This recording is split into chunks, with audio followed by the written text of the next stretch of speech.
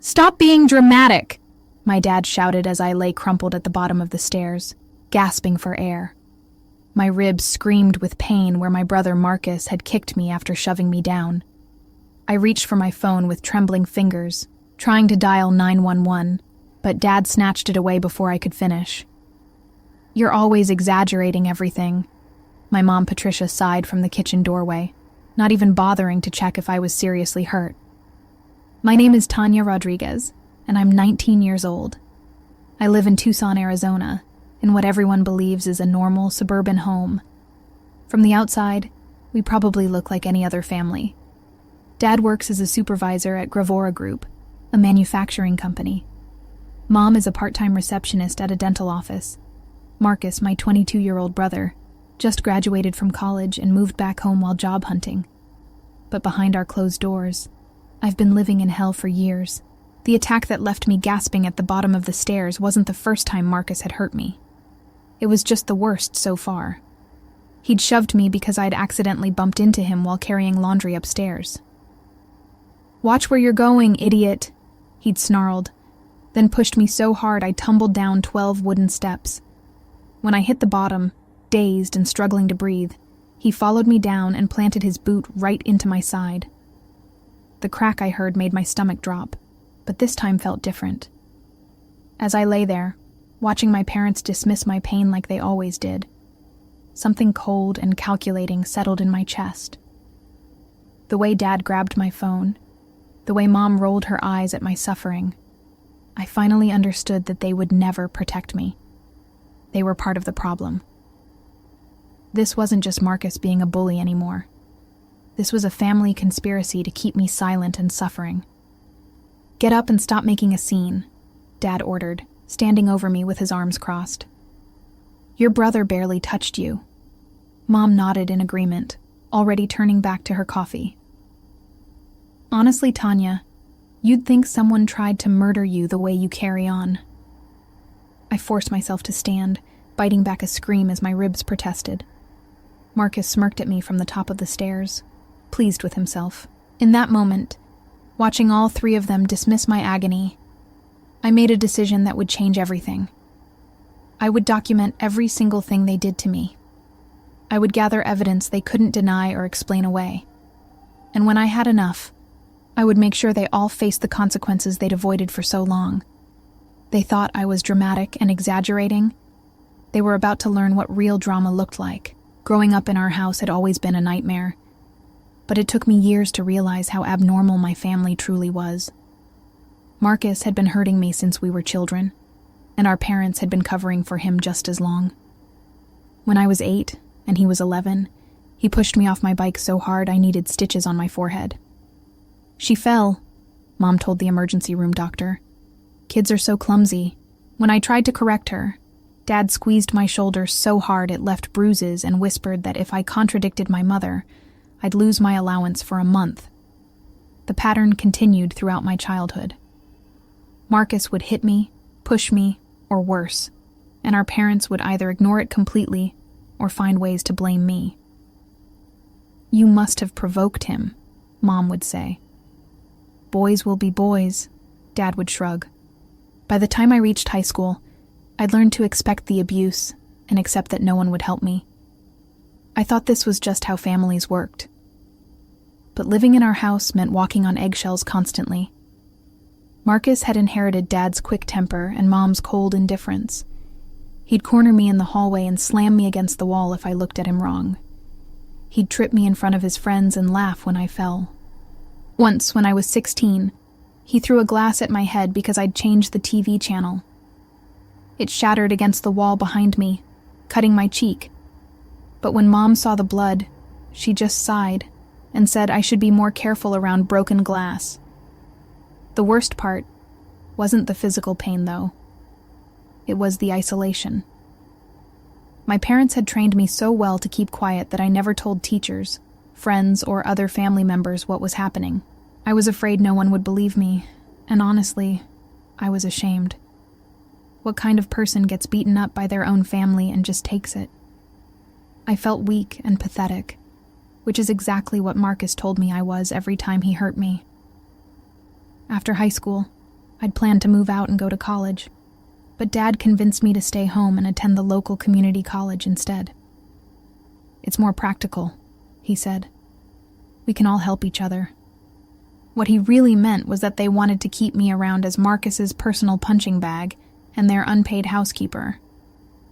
I cooked, cleaned, did laundry, and endured whatever abuse they felt like dishing out.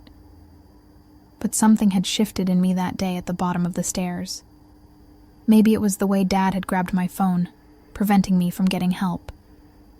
Maybe it was the complete lack of concern on Mom's face as I struggled to breathe. Or maybe it was Marcus's satisfied smirk as he watched me suffer.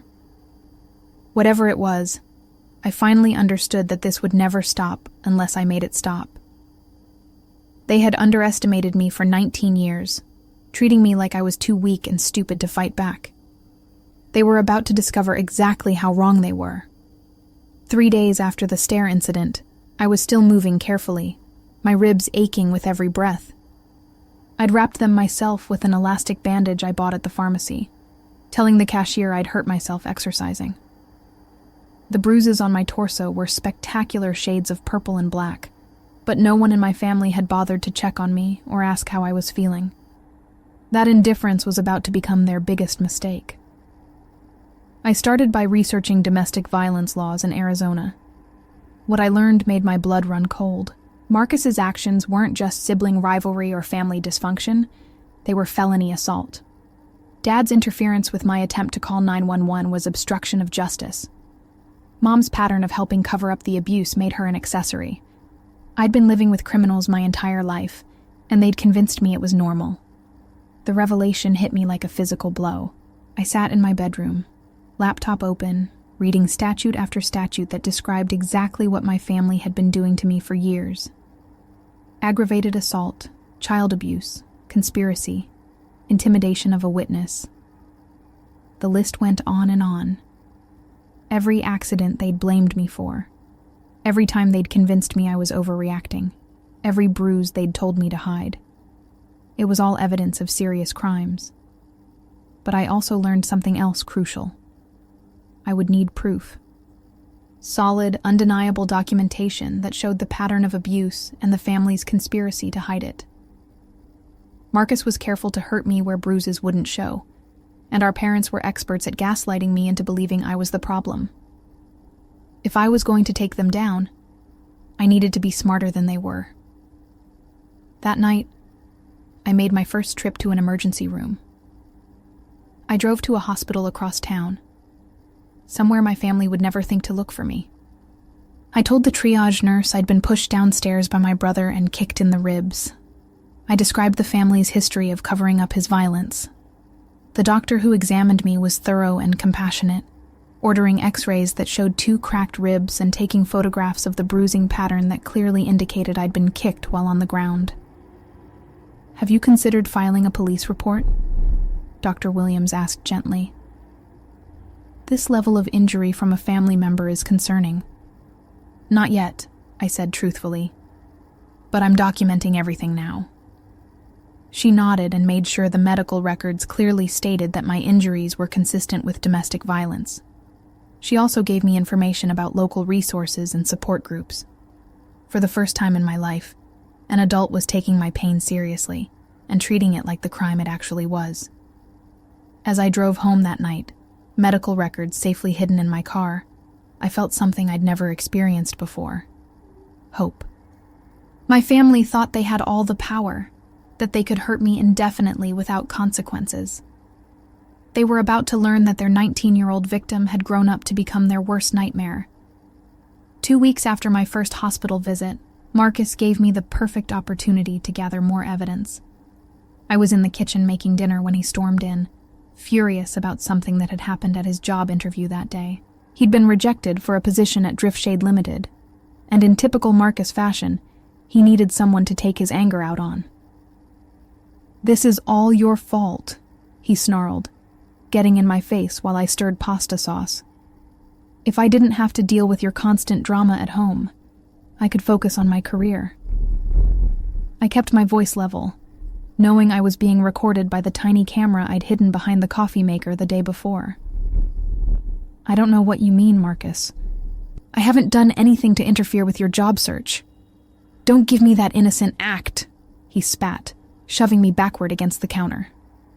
The edge dug into my spine, but I forced myself not to react. Everything would be better if you just disappeared. He grabbed my wrist and twisted it until I gasped, then slammed my hand down on the hot stove burner. I screamed and jerked away, clutching my burned palm against my chest. The smell of singed skin filled the kitchen, and tears streamed down my face from the pain. But Marcus just stood there looking satisfied. "Oops," he said mockingly. "Maybe you should be more careful around the stove." That's when Dad walked in, took one look at my burned hand and Marcus's defensive posture, and immediately sided with his golden child. "What happened here?" he demanded, but his tone made it clear he was already blaming me. "She burned herself being clumsy," Marcus lied smoothly. "I tried to warn her the burner was hot, but she didn't listen." Dad nodded as if this made perfect sense, even though the red handprint on my wrist told a completely different story. "Tanya, how many times do we have to tell you to pay attention when you're cooking? You could have burned the whole house down." I stared at him in disbelief. My hand was throbbing, already blistering from the burn, and he was lecturing me about being careful? "Dad," he pushed me and forced my hand onto the burner. "Look at my wrist. You can see his fingerprints."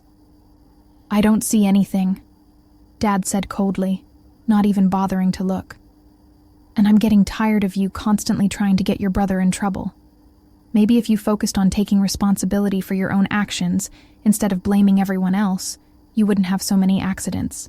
Mom appeared in the doorway, assessed the situation in seconds, and immediately joined their gaslighting campaign. "Oh, Tanya, not again. How many times are you going to hurt yourself and try to blame Marcus?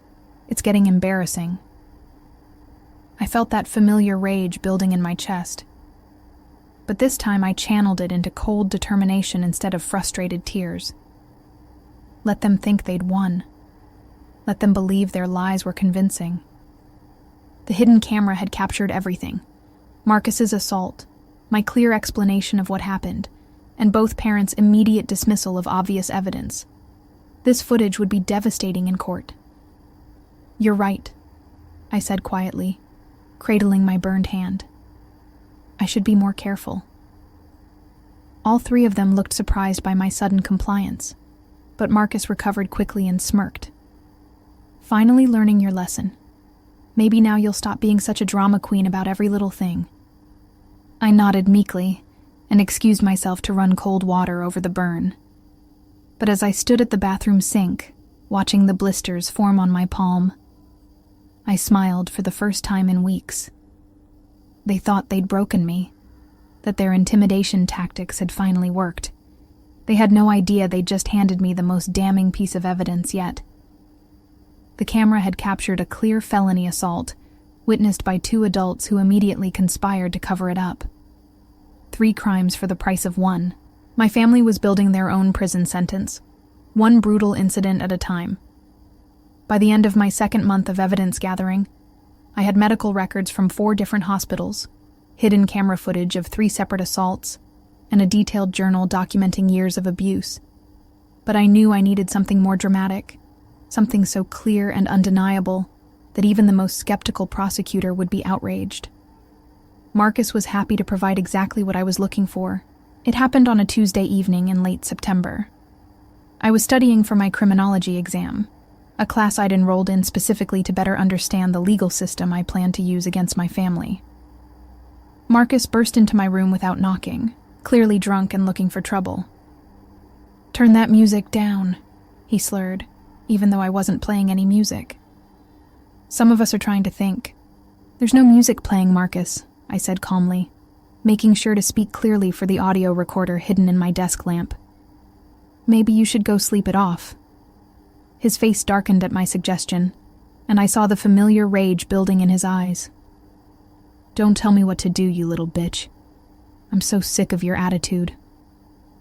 He lurched forward and backhanded me across the face so hard I saw stars. I fell sideways off my desk chair, hitting my shoulder against the corner of my dresser. But instead of staying down like I usually did, I pushed myself up and faced him again. "That hurt, Marcus. Why did you hit me?" "Because you deserved it," he snarled, advancing on me again. "And because I can. What are you going to do about it? Run crying to Mommy and Daddy? We both know they don't give a shit about your fake tears." He grabbed me by the hair and slammed my head against the wall, then kicked me in the stomach when I doubled over. I collapsed to the floor, genuinely hurt, but also calculating how this footage would look to a jury. Marcus drunk and violent, clearly enjoying my pain, bragging about the family's indifference to my suffering. It was perfect. "Please stop," I gasped, staying in character as the helpless victim while my hidden camera captured every moment. "I didn't do anything wrong." "You exist," he said, kicking me again. "That's enough." That's when I heard footsteps in the hallway, and both our parents appeared in my doorway. For one wild moment, I thought they might actually intervene, might finally see their son for the monster he really was. Instead, Mom looked annoyed at the disturbance, and Dad looked bored. "What's all the noise about?" Dad asked, as if finding his daughter beaten on the floor was a minor inconvenience. "Tanya fell and started crying," Marcus lied easily. "She's being dramatic as usual." I looked up at my parents from the floor, my face already swelling from the backhand, blood trickling from where my head had hit the wall. "He's lying. He hit me and kicked me. You saw him standing over me when you walked in." Mom rolled her eyes theatrically. "Tanya, this is getting ridiculous. You can't keep fabricating these stories every time you have an accident. We're not stupid." "Your mother's right," Dad agreed. "We're tired of being manipulated by your constant victim act. Marcus was just trying to help you up, and somehow you turned it into this whole production." The gaslighting was so extreme, so obviously coordinated, that I almost laughed out loud. They were essentially confessing to conspiracy on camera, showing exactly how they'd trained themselves to deny reality whenever Marcus hurt me. No jury in the world would believe this level of cruelty was normal or acceptable.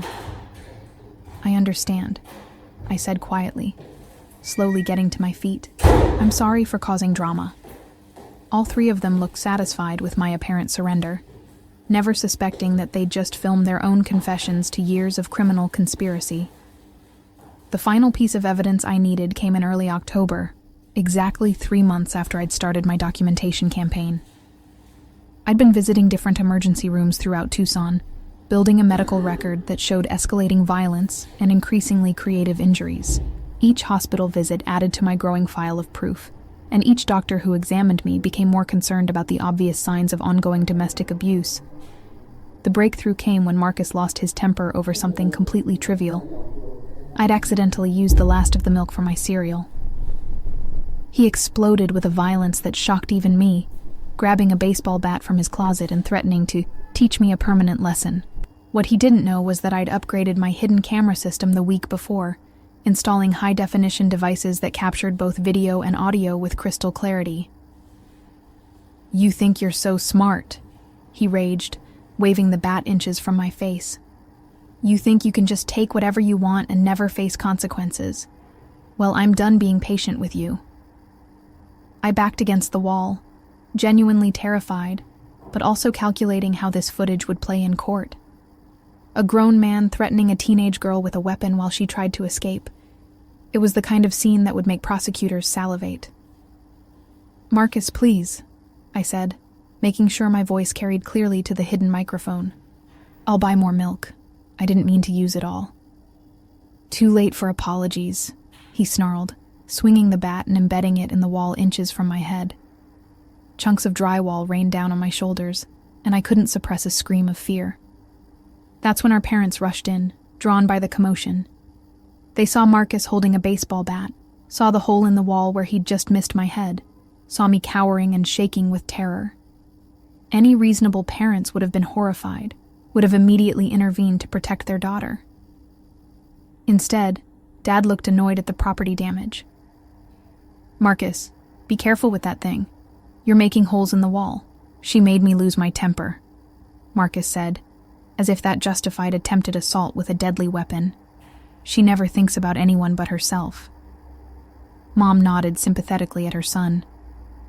We know she can be frustrating, honey, but maybe try not to damage the house when you're dealing with her behavior. I stared at them in amazement. They were more concerned about cosmetic damage to the wall than the fact that their son had just tried to bash my skull in with a baseball bat.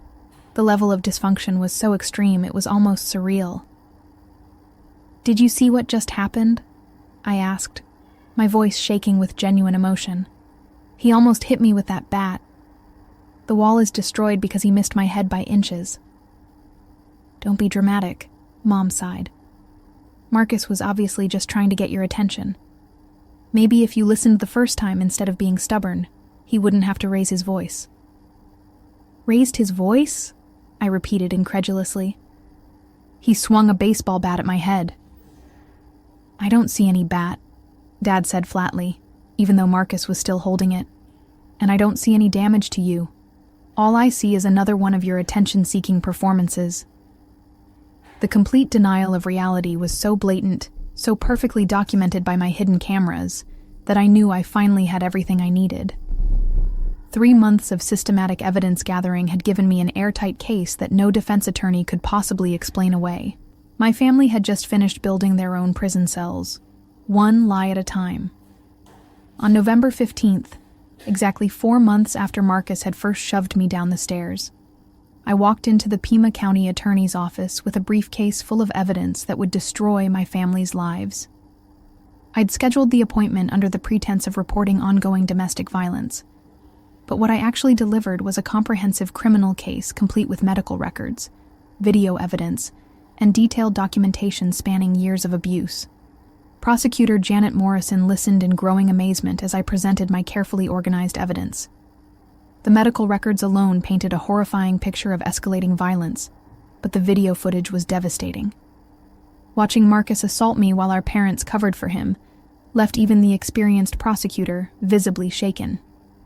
This is one of the most thoroughly documented cases of domestic violence I've ever seen, she said, reviewing the photographs of my injuries. The pattern of escalation and family conspiracy is clear. We can definitely pursue criminal charges against all 3 of them. I handed her the flash drives containing hours of hidden camera footage. The videos show not just the physical assaults, but the coordinated lying afterward. They've been gaslighting me into believing this was normal for my entire life. Morrison nodded grimly as she reviewed my timeline of events. Aggravated assault, conspiracy to commit assault, obstruction of justice, witness intimidation. We're looking at serious felony charges here. Are you prepared to testify against your family in court? Absolutely, I said without hesitation. They've hurt me for the last time.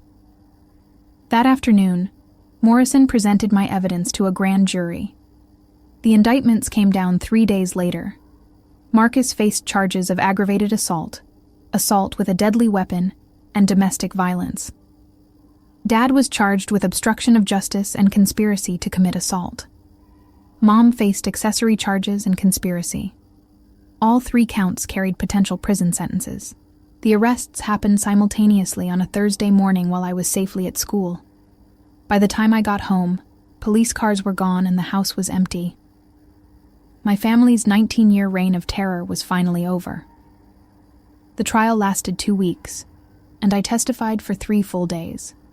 Sitting in that courtroom, facing my family across the room while describing years of abuse in clinical detail, should have been terrifying. Instead, I felt a calm satisfaction watching their confident facades crumble as the evidence mounted against them.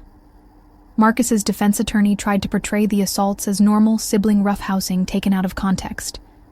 That argument collapsed when the prosecutor played the hidden camera footage of him swinging a baseball bat at my head while I cowered against the wall. The jury's horrified expressions made it clear they weren't buying the boys will be boys defense. Dad's lawyer attempted to claim he'd never witnessed any violence, only arriving after accidents had already occurred. The prosecution destroyed that lie by showing footage of him watching Marcus hurt me and immediately collaborating on cover stories. His own voice on the recordings, dismissing obvious injuries as drama, condemned him completely. Mom's defense was perhaps the most pathetic. Her attorney painted her as a naive mother, manipulated by a dominant husband and violent son. But the video evidence showed her actively participating in the gaslighting, often being the first to dismiss my injuries and blame me for provoking Marcus. The jury deliberated for less than 4 hours. Marcus was convicted on all counts and sentenced to 8 years in prison. Dad received 5 years for conspiracy and obstruction. Mom got 3 years for accessory charges and conspiracy. The judge's final words before sentencing made it clear he found their crimes particularly heinous, given the family relationship and their victim's age. As the bailiffs led my family away in handcuffs, Marcus finally looked at me with something other than contempt. For the first time in my life, I saw fear in his eyes. The monster who'd terrorized me for 19 years was finally afraid of his victim's power, and the irony was delicious. The aftermath was swift and merciless. Marcus struggled in prison, his arrogance making him a target for other inmates who had little tolerance for men who hurt women. Dad lost his job at Gravora Group when his criminal record became public, and his pension was garnished to pay my medical expenses. Mom found herself ostracized by neighbors and former friends who couldn't believe she'd helped cover up her son's violence against her own daughter. They'd spent 19 years building a conspiracy of cruelty, and now they would spend years paying for it behind bars. As for me, I transferred to Arizona State University with a full scholarship for domestic violence survivors, majoring in criminal justice with plans to become a prosecutor myself. Some people might say that revenge consumed me, but I preferred to think of it as justice finally served. After a lifetime of being told I was weak and dramatic, I'd proven that the quiet girl they'd underestimated was actually their greatest threat.